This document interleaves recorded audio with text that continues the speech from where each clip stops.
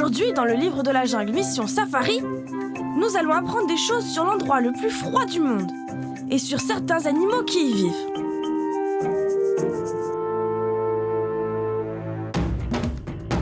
Cœur de la forêt vierge, chaque jour est une quête. Et Mowgli sait se défendre face aux dangers qui guettent. Un petit boudin au fin fond de la jungle. Cette histoire se nomme le livre de la jungle. Avec tous ses amis, s'éveille à la vie. Cette histoire s'appelle le livre de la jungle. Rencontre éternelle, le livre de la jungle.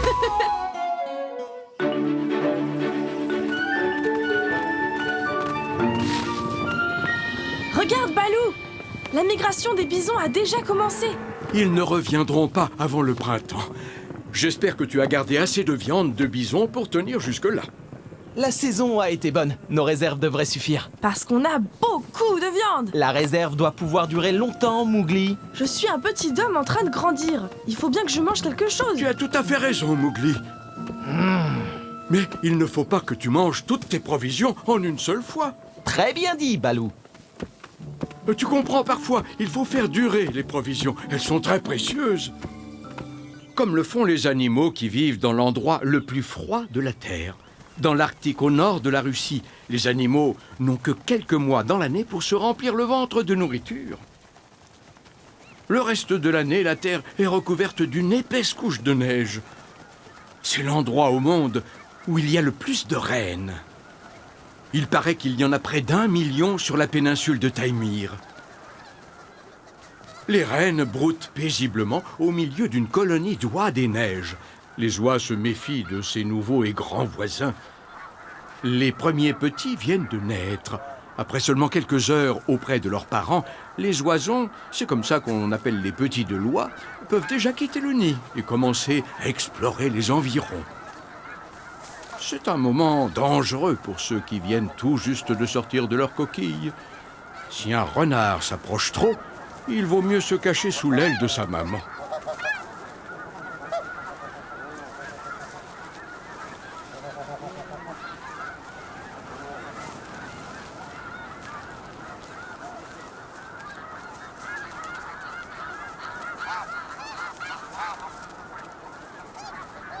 Mais cette fois-ci, le renard n'est pas intéressé par les oiseaux.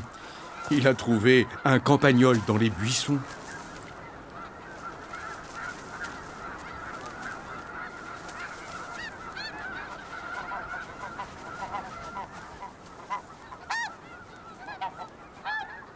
Cet oiseau et sa maman sont hors de danger pour le moment, mais un autre prédateur rôde.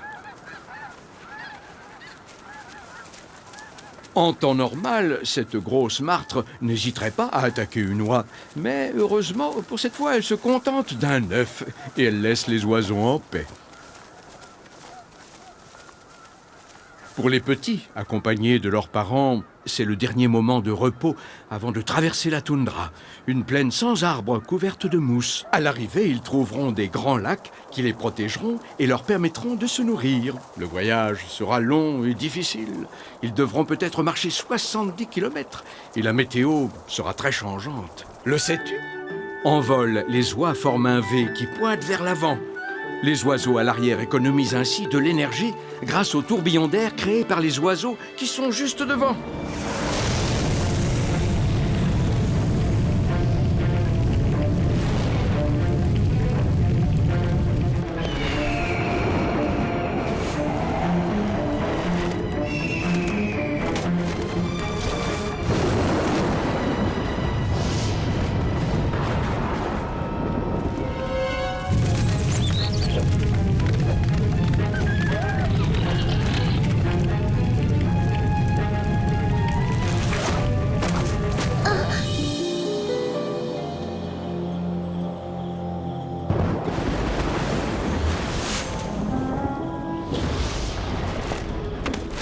Il y a le feu dans la montagne. Les animaux sont en danger. Ponia vit là-haut, dans la montagne. La pauvre, elle doit être morte de peur. Alors dépêche-toi, nous devons essayer de la sauver.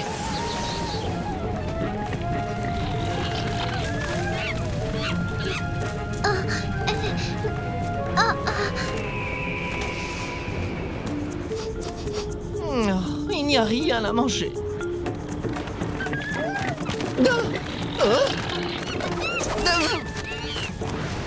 Oh.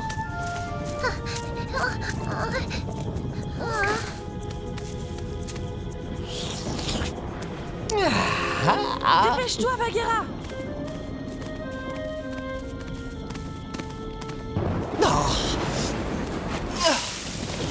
Oh non! C'est Ponia! Oh! Pauvre petite Ponia! Comment va notre Ponia?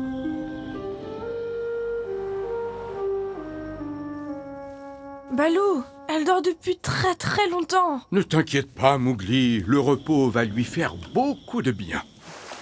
Les ours polaires qui font partie de ma famille vivent dans l'Arctique et n'ont pas à s'inquiéter du feu, mais plutôt du réchauffement climatique dont on peut déjà voir les effets. Ici, par exemple, de longues périodes sans glace ont piégé des centaines d'ours sur l'île de Wrangel pendant l'été. Ils doivent attendre le gel de novembre pour pouvoir retraverser la glace à pied et enfin rentrer chez eux. Et en attendant, il n'y a pas grand-chose à manger.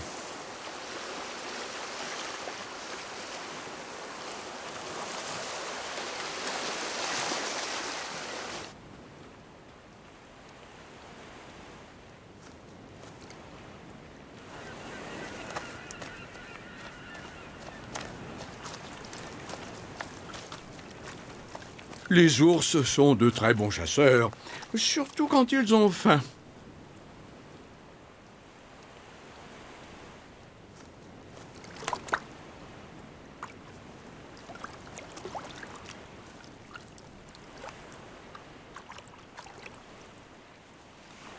Le jeune ourson remarque un mouvement bizarre dans les eaux peu profondes du lagon.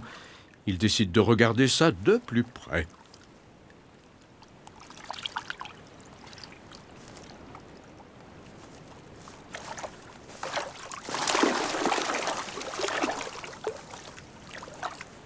Il essaye d'attraper le poisson, mais les ours polaires sont plutôt des chasseurs de phoques.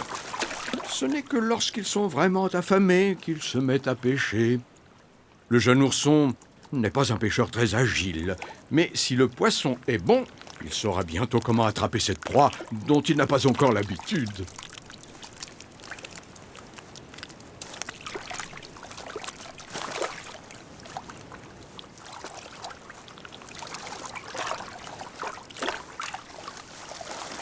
Le sais-tu?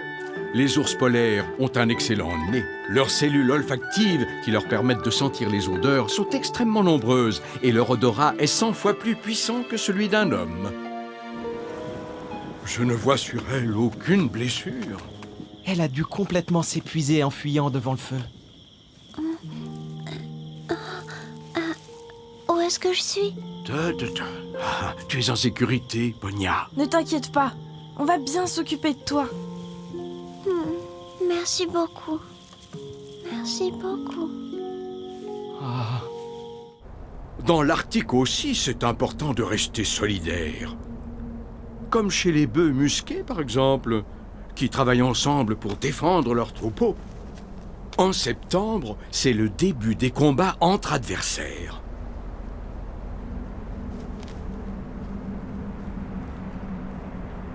Pour commencer, les deux taureaux font des exercices d'échauffement. Les rugissements graves et les bruits de souffle signifient qu'un défi a été lancé à l'adversaire. Les taureaux se cognent à la vitesse de 50 km/h, c'est-à-dire 2 fois la vitesse d'un homme qui court. Chaque taureau pèse environ 400 kilos. Malgré la grande puissance des coups, les taureaux ne se blessent pas souvent, parce que les épaisses plaques qui recouvrent le dessus de la tête du taureau amortissent les chocs. Mais même si le bison n'est pas en danger de mort, ses coups répétés sont fatigants et stressants. Alors le plus faible abandonne assez vite.